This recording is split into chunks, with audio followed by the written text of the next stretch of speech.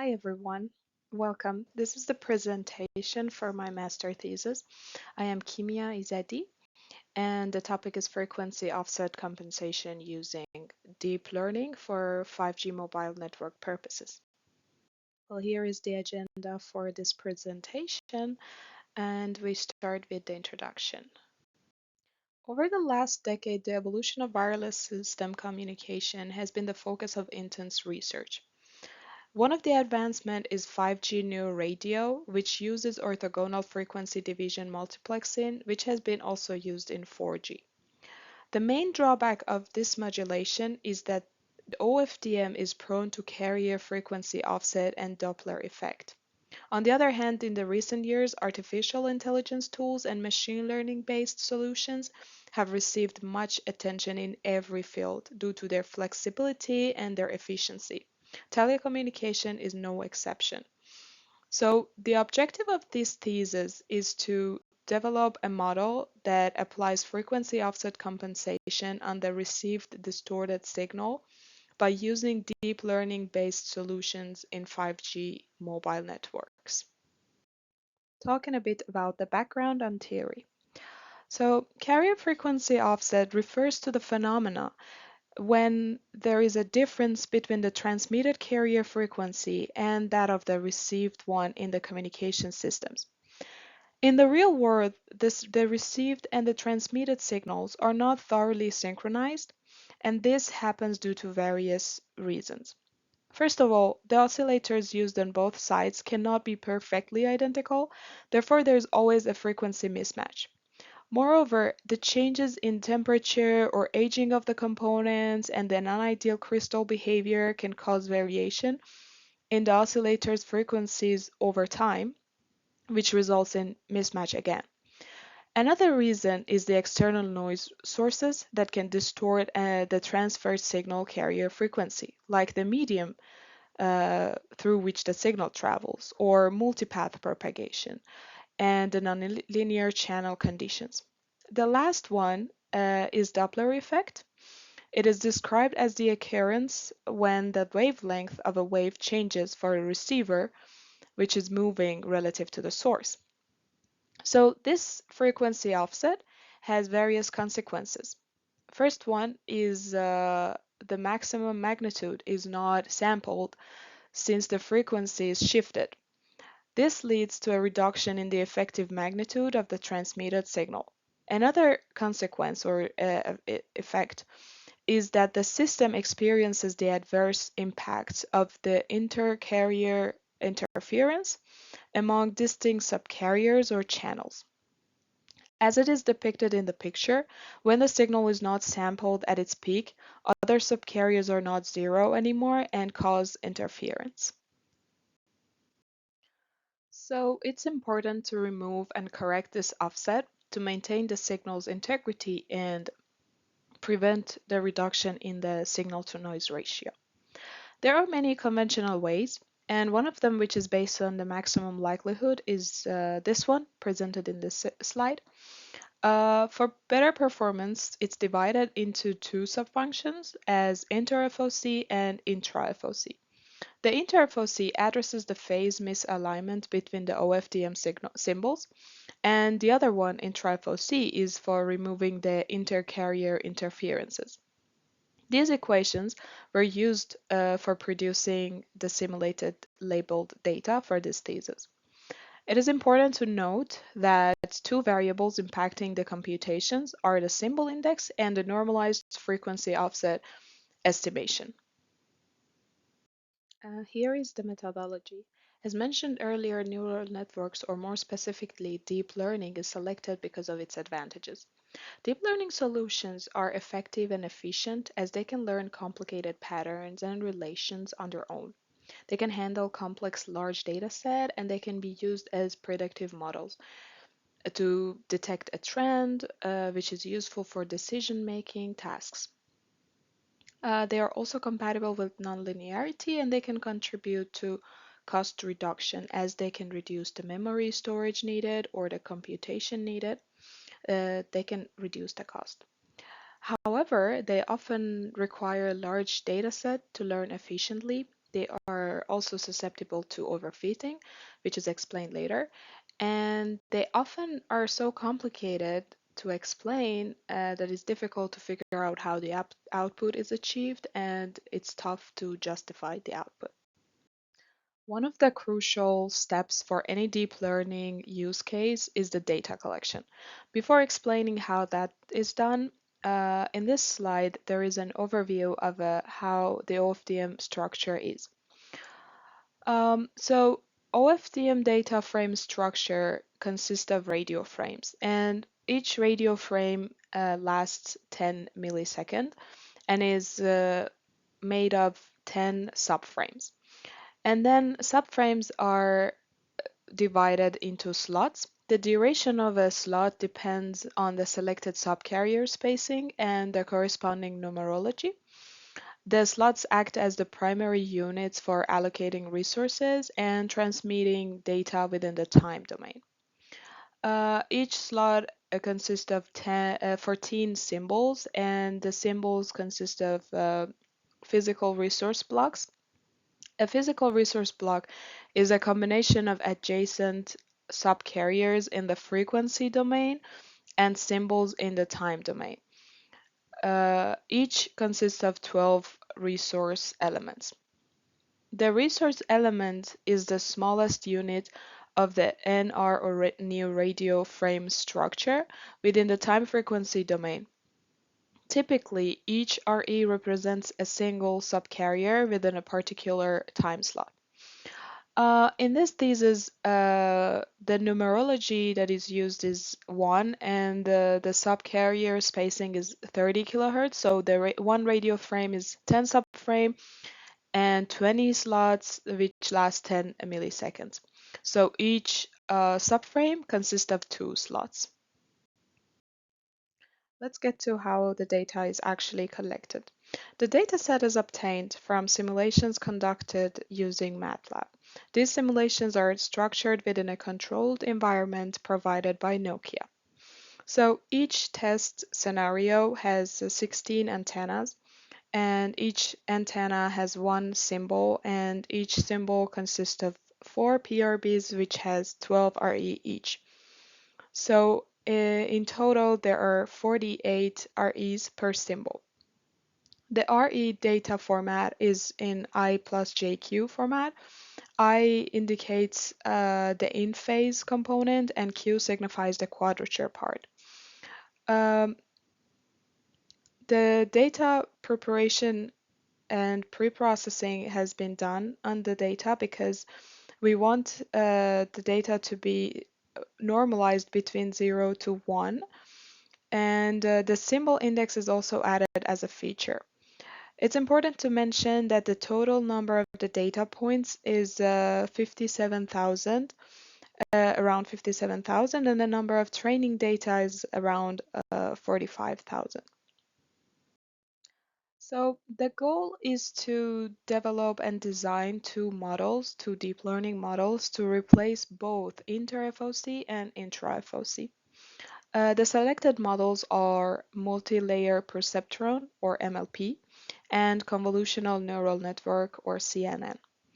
Uh, After that, we have to start tuning the hyperparameters, and based on the average loss from training and validation, we can choose the hyperparameters.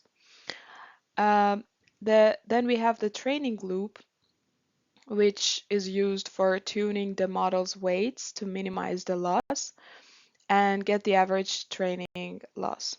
Then we have the validation just to, it's a measurement. Okay, this is horrible. Multi-layer perceptron, or MLP, is the simplest neural network model. The structure consists of input layer, hidden layers, and the output layer. Neural networks are inspired by the human nervous systems. Each layer is made up of multiple nodes that represent the neurons in the brain. Each neuron receives different inputs from the previous layer's nodes and calculates the activation value. If it gets activated, the received input will have an impact on the computed output of the current layer. The calculations are based on each node's weights and biases, And during the training loop, at first the network assigns random initial values to the biases and weights, computes the output, and compares it with the ideal output, which is labeled before by the known information. Afterward, based on this error between the result and the goal, the parameters are changed. The goal is to continue this until the error is lower than the desired threshold. So one of the steps is tuning the hyperparameters. There are various hyperparameters in the design of a neural network, which is, for example, the number of layers and nodes, activation function, loss function, optimizer, epoch number, batch size, and regularization, which are explained later. One of these hyperparameters is the number of layers and nodes. Adding more layers can enhance the model's ability to represent complicated relationships within the data, but it also can introduce challenges like vanishing or exploding gradients, increased computational complexity, and also potential overfitting. The activation function is an essential part of a neural network layer that determines if a node is active and can affect the output of that layer or not. There are different activation functions for various purposes and networks. The main ones are identity, rectified linear unit, or ReLU, and leaky ReLU, sigmoid, or a tangent, a hyperbolic. So we have tried ReLU, sigmoid, and tangent hyperbolic for as the activation for the MLP.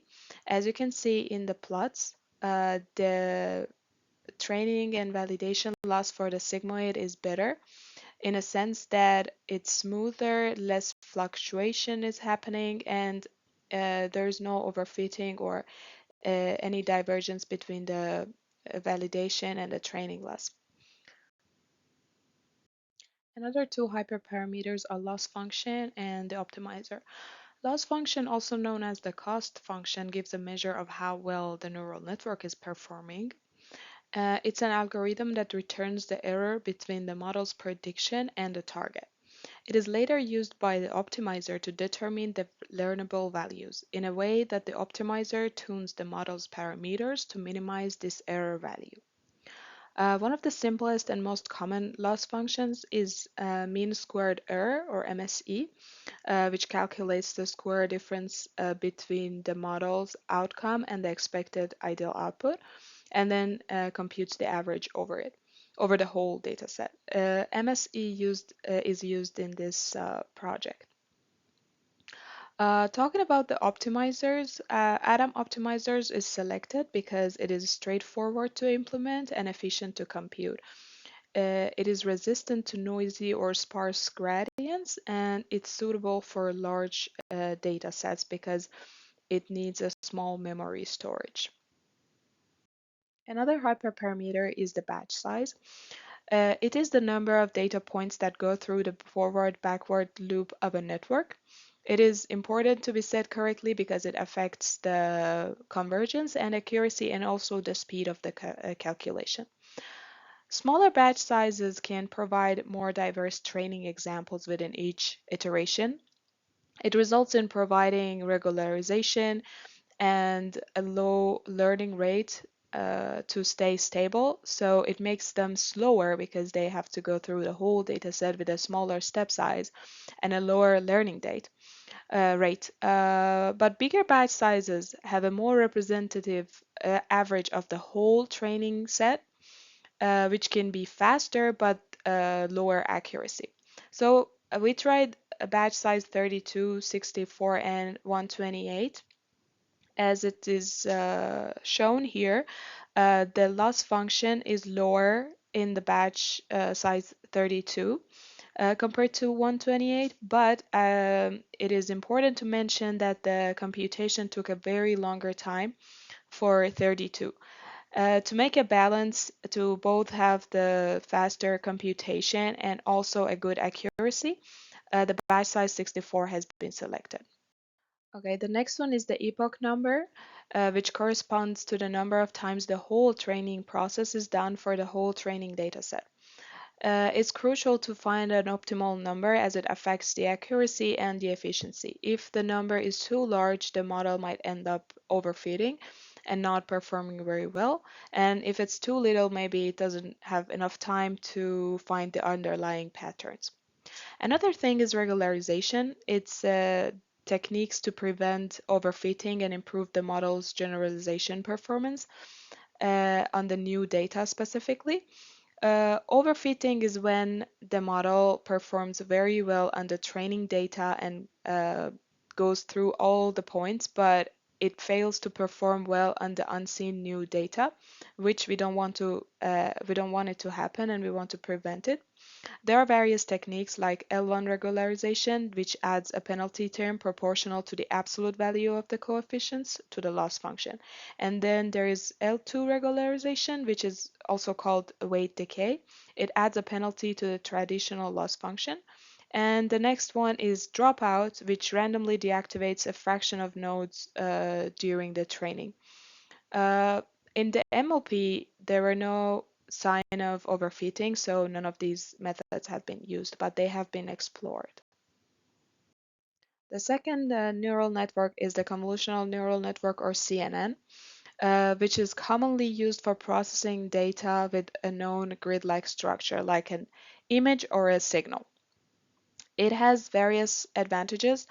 The most two important one is the parameter sharing, which means that for computing the output, it is not required to interact with all the input size, and only the kernel size determines how many input unit is needed for each output. And having the smaller kernel means less interaction.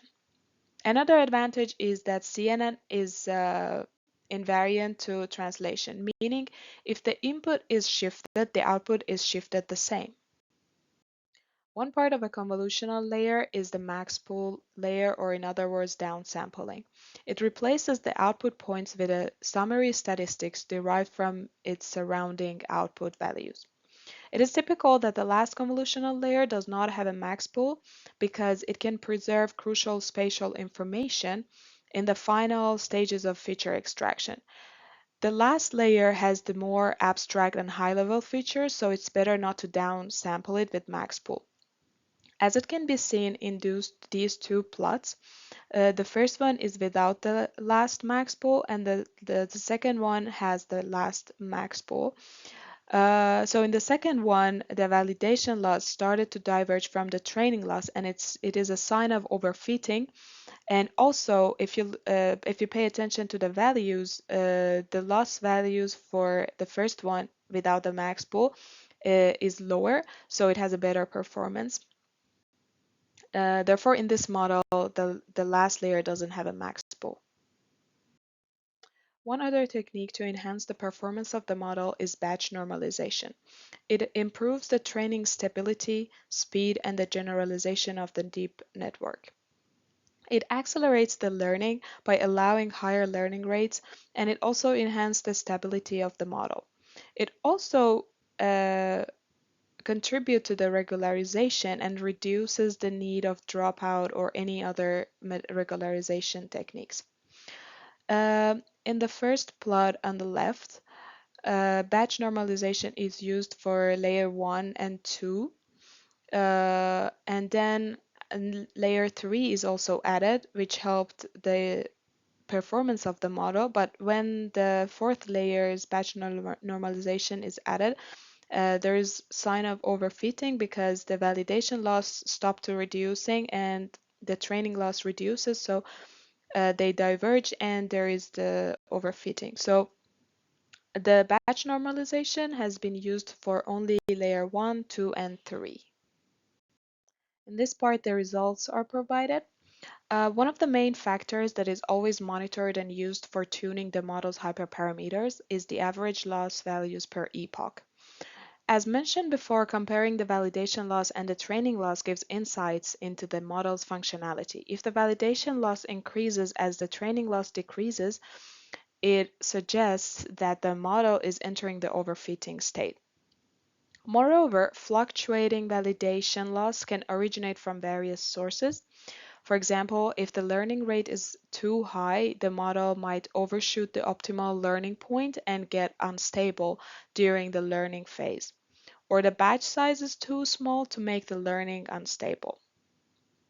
In the figure for MLP, there is a declining general trend over the losses, which means that the model is training and the model's learnable values are changing. The subtle fluctuations in the validation loss indicates the model's ongoing training and fine-tuning. Since the validation loss is overall decreasing, it is possible to say that the model is not overfitting and has an acceptable generalization. Toward the last epoch, both training and validation loss stabilizes, showing convergence. But in the CNN loss plot, it is observable that the training has been done because both are decreasing and there is not much sign of overfitting, but the performance does not meet the requirements as the loss is not as low as expected. Another performance metric is the mean squared error, or the model's criterion on the test set. It represents the network's predictive accuracy on the new data. The mean squared error for the MLP is relatively acceptable, but the CNN failed to achieve that accuracy. It is also important to demonstrate the model's output on the training set because it serves as an assessment of the model's proficiency in detecting the patterns within the training set. Observing the model's prediction on the known data gives insights about its fitting, whether it's overfitted, underfitted, or has a good performance.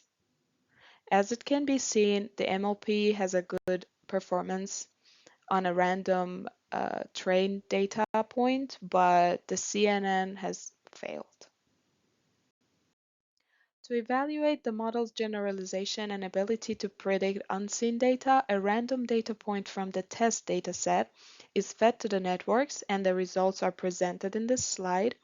This demonstration enables an assessment of the model's performance beyond the training domain, and it gives insight into the capability to infer patterns and make accurate predictions on an entirely new data points.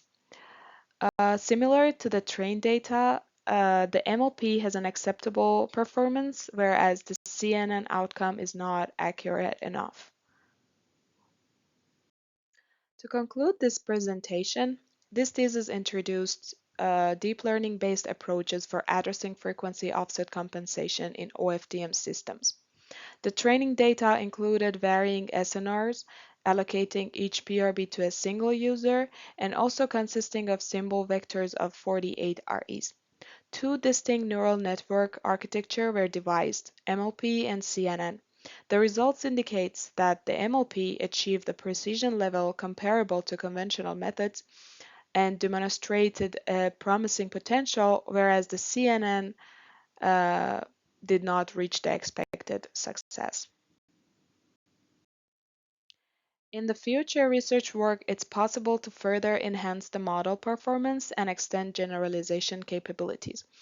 It can involve broader SNR coverage, it can add multi-user scenarios, it can train the models with symbols that have larger number of REs, and it can combine the FOC function with time offset compensation, enables the model to simultaneously handle time and frequency corrections. Deep learning-based functions have the potential to reduce the complexity and facilitate the extension of functions for additional functionalities. And it can also lead to more efficient, faster, and resource-sparing computations.